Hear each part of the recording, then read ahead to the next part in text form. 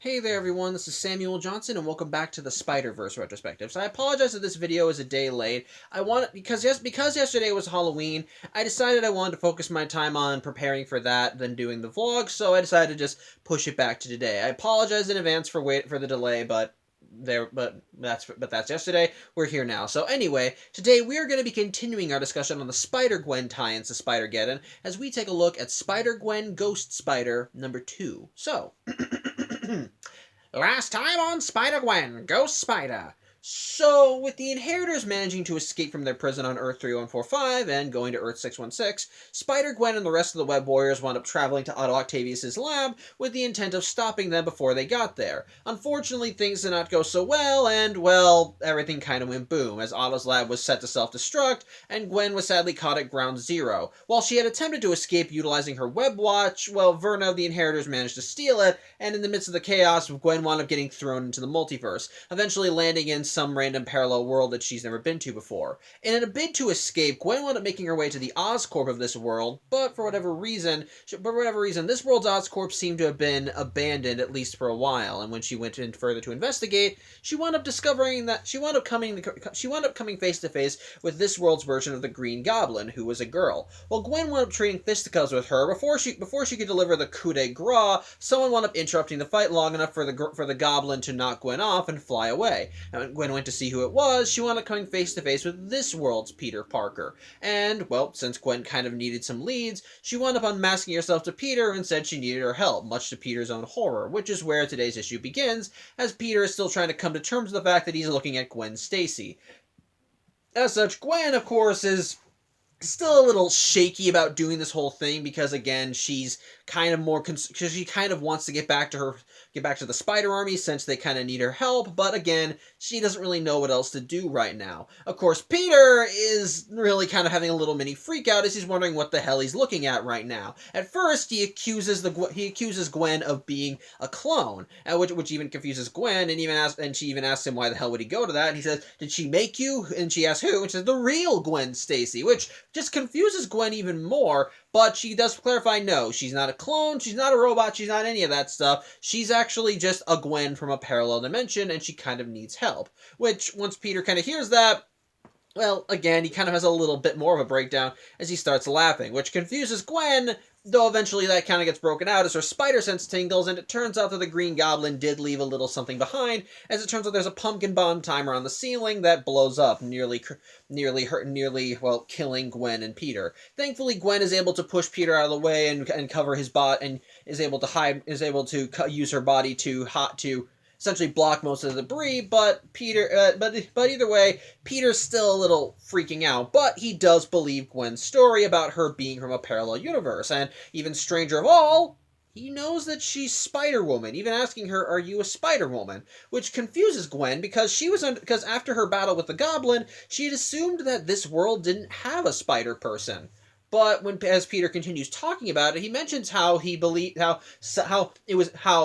mentioned that there could be other worlds with other spider people, but Gwen is even more surprised by this. And so basically, Peter kind of starts explaining what the hell is going on, and, well, why and who exactly Gwen was fighting just a little while ago. You see, in this reality, Peter Parker and Gwen Stacy had managed to get internship jobs or scientific positions. I forget which one. I have to look back to the book. But working at Oscorp, Peter was working in biology, and what he was doing was that he was hoping to work with spider venoms to attempt to find a cure for cancer. As in this reality, that's what took Uncle Ben. As for Gwen, her field of expertise was in biotechnology, and she excelled in that field. And for the most part, Peter and Gwen were happy in their respective fields. They thought they were changing the world, so to speak, and of course, they both were hanging out with their friends while they were working. In the case of Peter, he was hanging out with Harry since, Harry's dad owned Oscorp, and Peter was his best friend even in this world, so he was happy to chill with him.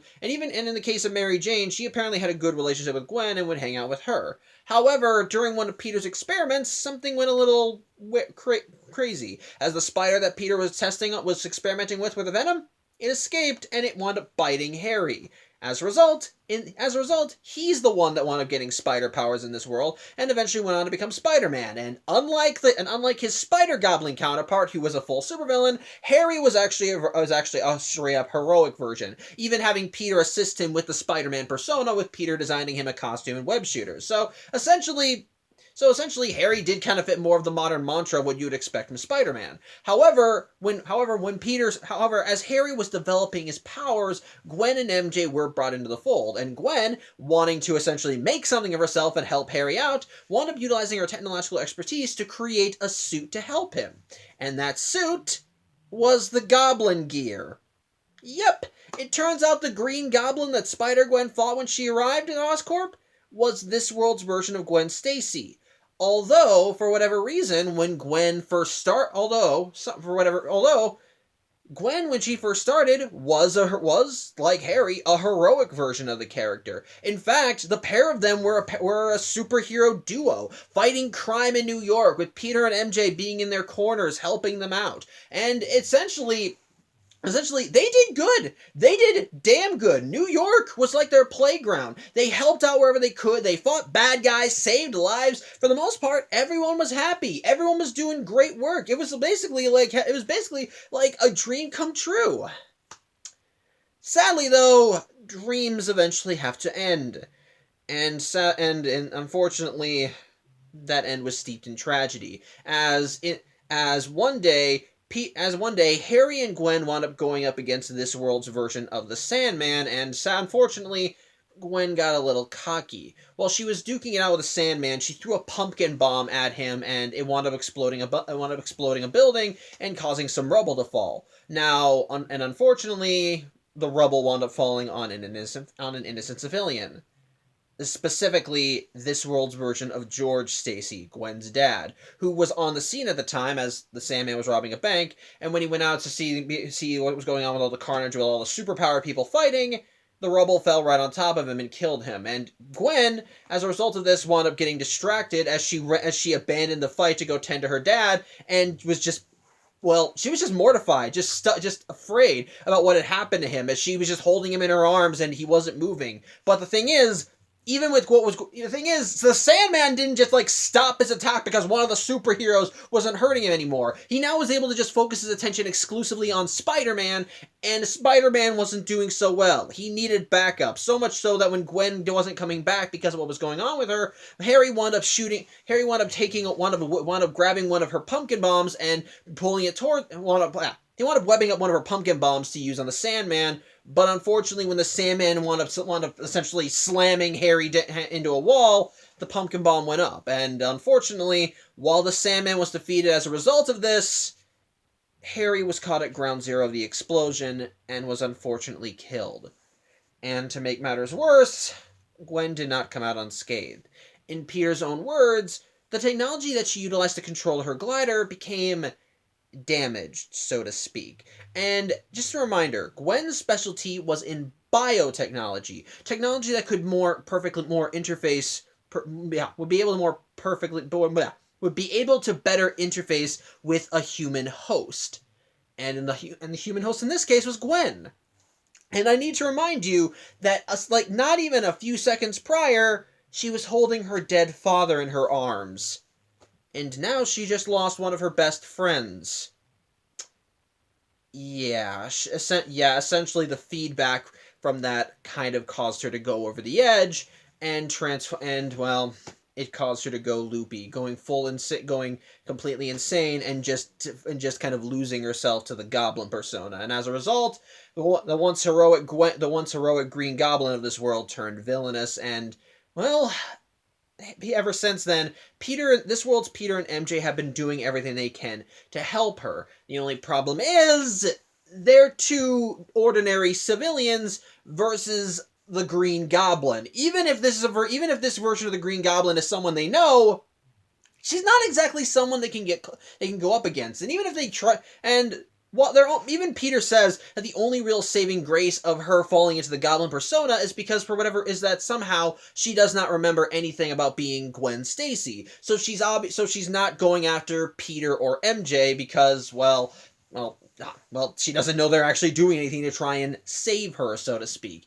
Of course, the obvious question when this is all brought up is, why is Peter telling Spider-Gwen all this? Because after all, why does Spider-Gwen need to be involved in this? Well, Peter thinks that she can help. Because, well, she's a spider person after all, and part of the reason why Gwen is acting the way she is because her technology has trapped her in a feedback loop of fear, grief, sadness, and so forth, and all of that is essentially just driving her nuts. And and the thing is, Peter believes that because he knew Gwen's technology so intimately, he has a way of being able to disrupt the technology, but like I said, he's an ordinary civilian and he can't get close enough to her to disrupt it, which is where Gwen comes in. With her own extra normal ability, she might be able to get close to her goblin counterpart and be able to disrupt the technology enough to actually get to pull Gwen back to the surface. But the thing is, Spider-Gwen doesn't exactly want to do all that. And before you say, wait, she's the hero, why does she want to help her counterpart? Well, keep this in mind, there is a war going on! Yeah, you gotta remember, this is a tie-in to Spider-Geddon, and the whole reason Gwen is trapped in this universe is because one of the bad guys stole her watch and then just chucked her into a random universe. So she's essentially stuck here, and her main concern throughout all this is getting back to the front line so she can help her friends. And so, while she does sympathize with Peter and what happened to his version of Gwen, well, again, she has to kind of prioritize, so she does think that she can't stay here and help, even if she knows how much this is hurting her. But, well, Peter kind of blackmails her from that, because as he says that he does know someone that could help her.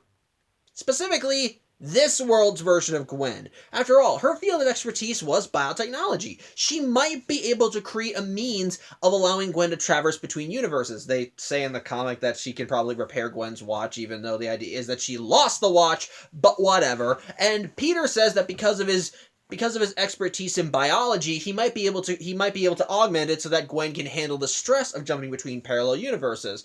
But he can't do all of that without Gwen, which means they need to save her. And with Peter even saying, well, you don't want to help, at least, well, good luck good luck finding someone that can help you with all this. And Gwen quickly realizes she's kind of stuck between a rock and a hard place, and reluctantly decides to help Peter, much to his joy, to the point where he actually goes in and gives her a hug, which even Gwen finds a little awkward, but whatever. So either way, now with Peter and Gwen's partnership now secured, the pair of them decide to go off to go meet with this world's Mary Jane, with Gwen shifting into civilian garb before they get into Peter's car and drive to MJ's house.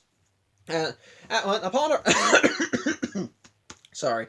As such, upon the pair arriving and meeting MJ, well, she's livid upon seeing Gwen because, again, from her perspective, this is someone who they have lost to this monster, and she is justifiably angry at Peter for not calling her and telling her about all this.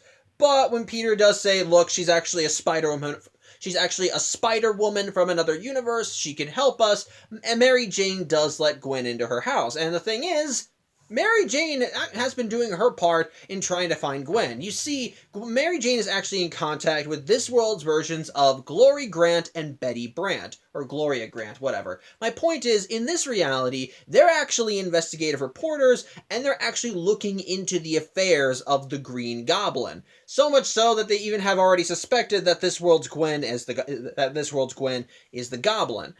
While Mary Jane has never confirmed all this, as Gwen's her friend, and with the tragedy that happened to Harry, she's now even less inclined to share Gwen's secret than she would be before. But basically, Mary Jane wants to have those pair help them be able to find the Goblin, as once they can find, because after all, while Gwen may have lost her mind to the Goblin persona, well, that doesn't mean that she's the Goblin 24/7. Even supervillains need to put their feet up and take a rest, so their plan is that they want to find out where her hideout is, and then strike when she has her guard down. And as such, while Mary Jane is still reluctant to have Gwen be a part of this, especially with what happened to Harry, Gwen does tell Mary Jane that she wants to help, again, because she needs the help of this world's Gwen if she wants to get out of here. As such, Mary Jane reluctantly complies with this, as she takes Gwen to go meet with this world's Gloria Grant and Betty Brant. leaving Peter behind because, well, they think they can do it on their own. As such, the comic ends with everyone kind of going on their ways, and it does kind of have a bit of somberness to it, as Gwen has to see how Mary Jane and Peter are reacting to her. And I admit it's some good stuff, and even Gwen starts wondering if they can even help her counterpart at all, if there's anything left to help. But the final panel does give us a little bit of hope, as we check back in with the Green Goblin as she's just flying over the city, and she's just kind of sitting on her glider, holding a picture of her and this world's Mary Jane just hanging out. So, all right. So, my thoughts on this issue? It's all right. It's all right in my opinion. And ultimately, this part of the story is really just here mostly for exposition and to kind of give us an information dump on how this world operates. Like I said, in the previous issue, that one, what kind of drew me in with that world, with that one, was Spider-Gwen being launched into this unknown parallel universe, and, well, just kind of figuring out what the ins and outs of this world were. What was consistent? What could she trust? What could she not trust? Where could she go? So on and so forth. So, like her, we were thrown into unfamiliar territory, but like her, the more time we spent in this world, the more time we got to learn more about how it worked. Like when Gwen wound up coming face to face with the Green Goblin, at which, again, I like meeting alternate versions of characters, so seeing the Green Goblin coming in and start going crazy, I thought was nice, and seeing Gwen duke it out with her was also really cool. But this issue really is here to kind of help showcase what the whole deal with this universe is, and it's an interesting one to say the least. For starters, I do like that we do learn that there was a spider person in this world, as in this reality it was Harry that got bitten by the spider instead of Peter, and as a result, Harry went on to become this world's Spider-Man, which I dig. I like that. Again, one of the things that I do kind of like with parallel universes and all that stuff is that the identity of characters can sometimes be swapped around to different characters. We've seen that plenty in Spider-Verse in various regards, as despite there being multiple versions of Spider-Man, not all of them are Peter Parker. A good chunk of them are, but not all of them. So I'm still kind of cool with seeing more of that. And what I do like is that when you learn all these extra things about this world, it leaves you asking more questions, which in turn makes you want to learn more about the story. Because after all, in the last issue, we were led to believe that this world had no Spider-Person. Because after all, the Gwen Goblin, as I think we'll have to call her,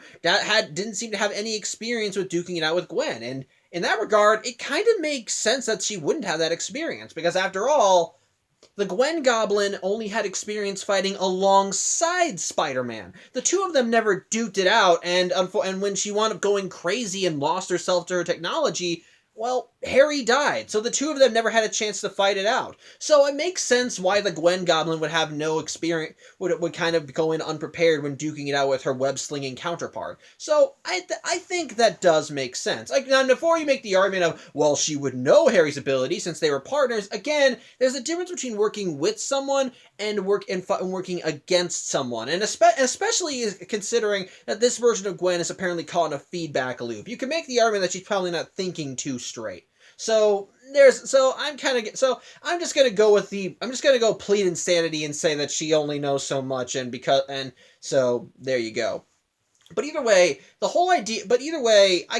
kind of makes this more interesting, in my opinion, is how badly the story kind of takes a nosedive in this world. As like with other worlds in the Marvel multiverse, the story of Spider-Man and his supporting cast is steeped in tragedy, and in this world's case, that tragedy came with the death of George Stacy, as all it took was Gwen to make one little mistake and everything went downhill. First, her father died in front of her, and in her grief, she was distracted. She got distracted from an important fight, and as a result, Harry was flying solo and duking it out with the Sandman. In an attempt to try and even the odds, he wound up grabbing one of her pumpkin bombs, but that only led to the pumpkin bomb getting blown up into space, defeating the Sandman, but also killing Harry. And in the resulting chaos, Gwen's technology was damaged, and she wound up falling further into her grief and wound up going full supervillain.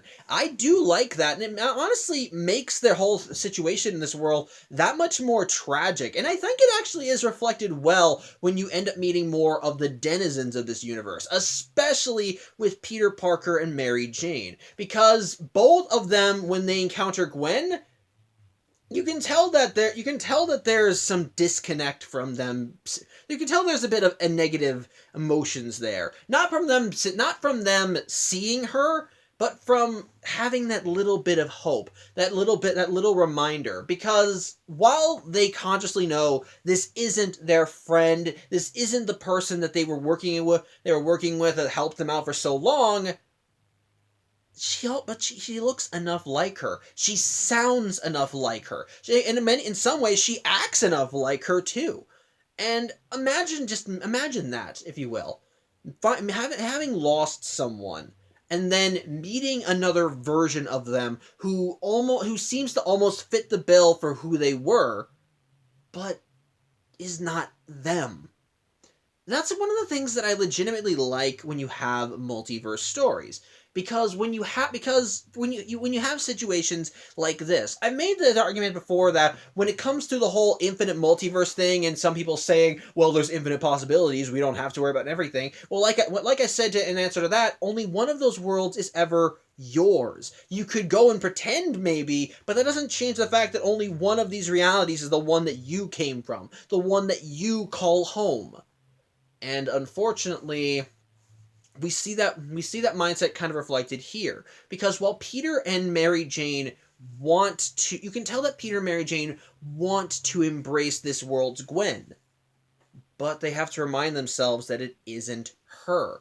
And the thought of having to essentially work alongside her while also realizing that this isn't the person they're fighting so hard to save, that can hurt. That can hurt like hell, and in many ways, you can kind of see why they're probably why in some cases they're acting so cold to her, like in the case of Mary Jane, because Mary Jane, when she sees Spider-Gwen, immediately is just like, oh my god. But then upon realizing she's from another universe, she's just angry and wants to push Gwen away. Not just because she thinks, oh, she's inexperienced, but because, well, because this world did have a Spider-Man once. He was this world's Harry, and he died, and she doesn't want history to repeat itself. And again, you can tell that even though she knows this isn't her Gwen, there's a part of her that wants to believe that it is. There's a part of her that would love for this Gwen to say, you know what, maybe I will stay here and be your friend.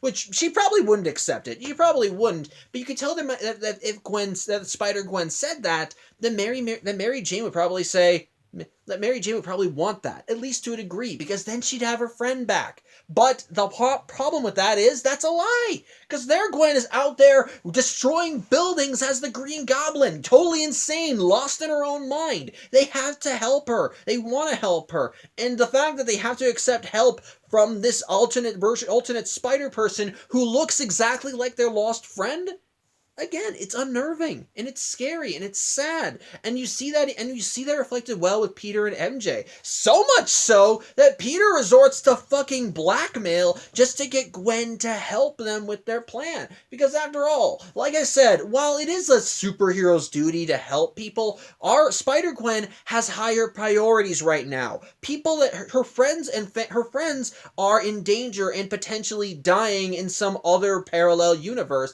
and she needs to go help them. Not help this world's Peter and MJ deal with their problem. But the thing is, Peter holds over her head that the only person that could help her is her counterpart on this world. And so if she wants to leave, she needs to help them. And so essentially he's just dangling a stick in front of her and saying, you want this, or dangling a carrot in front of her and saying, you want this? Then do what I say. It's a dick move. I'm not going to deny that. Peter pulling this crap like this, it's a dick move, no matter how you slice it. But in a way, you can understand the desperation. Because, again, It's Peter and MJ may be skilled at what they do, but they're not superheroes. They're regular people. They can't just go out and confront this world's Gwen Stacy without any backup. So now they have a Spider-Person that could potentially match the Green Goblin, and they don't want to lose that. Or more specifically, Peter doesn't want to lose that. Mary Jane is like, I'm not dealing with this guy. Mary Jane's like, I don't want to deal with this. We can do it ourselves, but ultimately only complies because they really have no other options. I enjoy that. It's just, hold on one second. Apologies. But again, you can understand where they're coming from. They just really want to get their friend back, and they really don't have a lot of options left, so they are willing to do whatever they can and resort to some dirty tactics to do that. So again, it's a dick move, but you can understand the desperation, so I dig it. But otherwise, though, the story itself in this issue it's just exposition. There's really nothing too advanced here, and if I have to be honest, the actual story with Gwen and her goblin counterpart, it does feel a little rushed. While I do like the emotional stuff with Peter and Mary Jane here, it really doesn't feel as strong as it could be. It feels like we could have more time, more emotional moments, which sadly we don't get, mostly because those emotional moments are stunted by the fact that Peter had to blackmail Spider-Gwen into helping them. So, yeah, I'm going to kind of consider that a flaw. And it does hamper the rest of my enjoyment in the book when we know that the people that Gwen is trying to help here are kind of only getting her help because they kind of are coercing her, which, yeah, I don't really care about. I don't like that. It kind of craps on the story, in my opinion. Though learning that the Green Goblin of this world is Gwen Stacy, and that they're trying to help her, does make me sympathize with the Gwen Goblin some more. Especially with the last panel of the comic being her just kind of riding around in her glider, holding up a picture of herself and Mary Jane, which does give you some hope that the real Gwen Stacy is still in there. She just needs some prodding. So I at least like that. But for otherwise, though, today's issue was just mostly fine. Here to just kind of give us exposition and showcase what's going on here. It lacks an emotional connection with our main characters, as again, it kind of hampers everything when this world's Peter and MJ are essentially just holding Gwen's escape over her in order to get her to comply. But otherwise, again, the rest is all right. It's just decent. Nothing too great. Maybe a little. Nothing too great, but nothing too horrible either. So otherwise, yeah, not bad, but not great either. So yeah, that's really all I have to say. I thank you for watching. I'm Samuel Johnson, and I hope to see you, well, tomorrow, as we look at issue 3 of Spider-Gwen Go Spider. So till then, I hope you have a good day, and as always, take care.